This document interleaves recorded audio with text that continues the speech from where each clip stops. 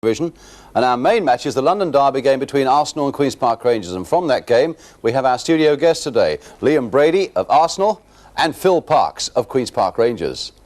Also from the top of the First Division, Leeds United, the team really running into form now, against Leicester City, and the clash at the top of the Second Division between the top two, in fact, Bolton Wanderers and Sunderland.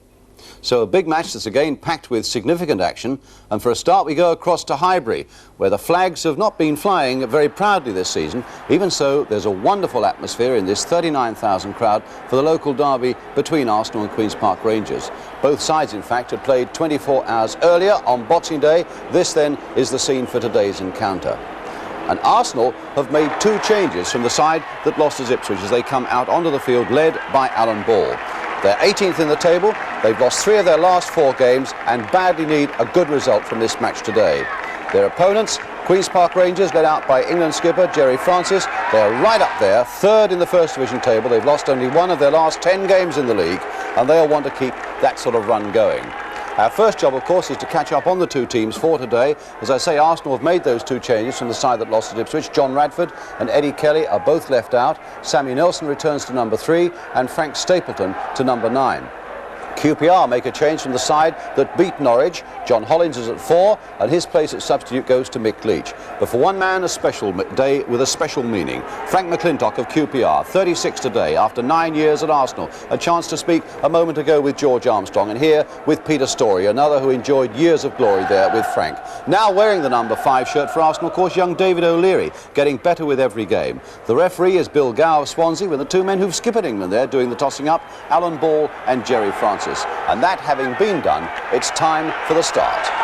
So it's Arsenal who get us away in this London derby with a lot of meaning to it.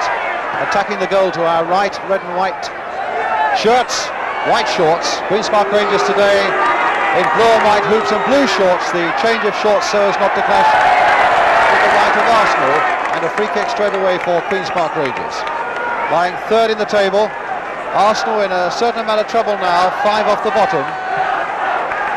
And as well as the reunions with Frank McClintock here, Dave Sexton, who used to be a coach here at Highbury, and Bobby Campbell on the left, who used to be a coach at Queen's Park Rangers. Nelson to Storey.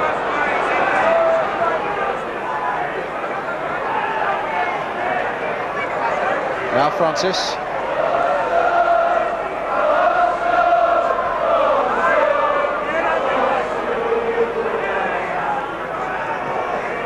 Hassan, the long ball forward. O'Leary there for Arsenal, and here's Ball.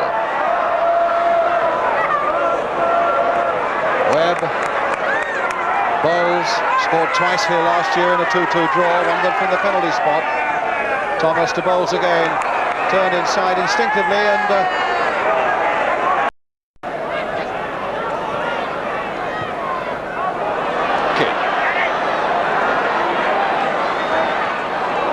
flick that through for Brady, and it hasn't gone yet for Arsenal as it comes to Alan Ball. Now maybe for Stapleton, and finally for Ball!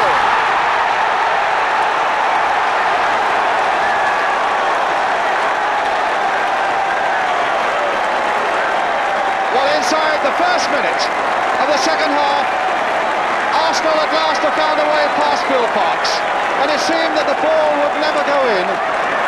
It was flicking around there for so long, and eventually it came to Alan Ball, and he lashed it in. Arsenal 1, Queen's Park Rangers 0.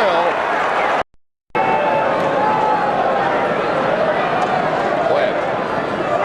Oh, he dallied too long there. Here's Ball, sliding that into the path of Brian Kidd. Oh, and he went under Parkes.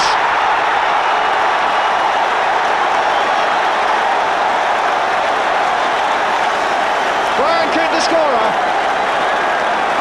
and you would not believe it, would you? The ups and downs of goalkeeping.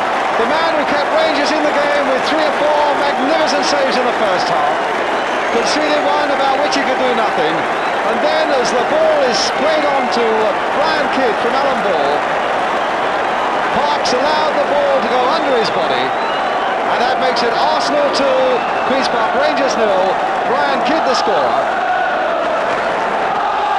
Poor old Phil Parkes, who'd be a goalkeeper.